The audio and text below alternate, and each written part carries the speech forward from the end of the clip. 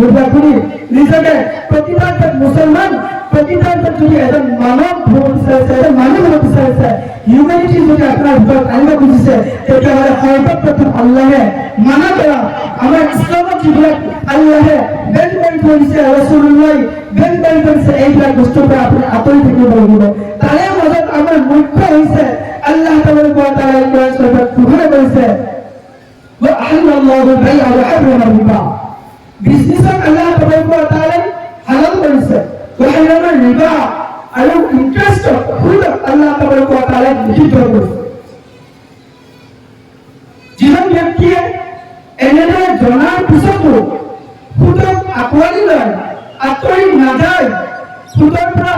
বিৰত নাথাকে সেইজন ব্যক্তিক আল্লাহ তাআলাই তেখেতৰ নবী সাল্লাল্লাহু আলাইহি ওয়াসাল্লামে কৈছে ফাইল্লা তাফালু ফাআযানু বিহামদি মিনাল্লাহি ওয়া রাসূলি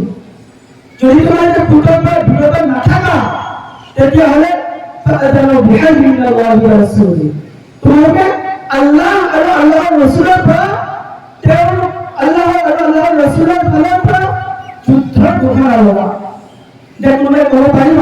যে আল্লাহৰ লগত যুদ্ধ কৰি এজন ব্যক্তি জান্নাতত যাব পাৰিব কোনোবাই ক'ব পাৰিব ৰাসূলুল্লাহ সাল্লাল্লাহু আলাইহি ওয়াসাল্লামৰ লগত যুদ্ধ কৰি তেওঁৰ বিৰোধিতা কৰি জান্নাতত যাব পাৰিব নিশ্চয় নোৱাৰে অৱশ্যই নোৱাৰে নবী সাল্লাল্লাহু আলাইহি ওয়াসাল্লামে কৈছে আকিলা ৰিবা ওয়া মুকিলাহু ওয়া কাতিবাহু ওয়া শাহিদাহু আও কামা ক্বাল হাদিস শরীফ আছে রাসূলুল্লাহ সাল্লাল্লাহু আলাইহি ওয়াসাল্লামের খুব লুয়াজন দিয়াজন রেজিস্টার মেইনটেইন কৰাজন খুব সম্পৰ্কে লিখুদাজন আৰু এই সম্পৰ্কে সাক্ষী থকা গোটেই কেইজন আল্লাহ আৰু আল্লাহৰ ৰাসূল সাল্লাল্লাহু আলাইহি ওয়াসাল্লামৰ অভিভাৱক পাত্ৰ হয় যিজন ব্যক্তি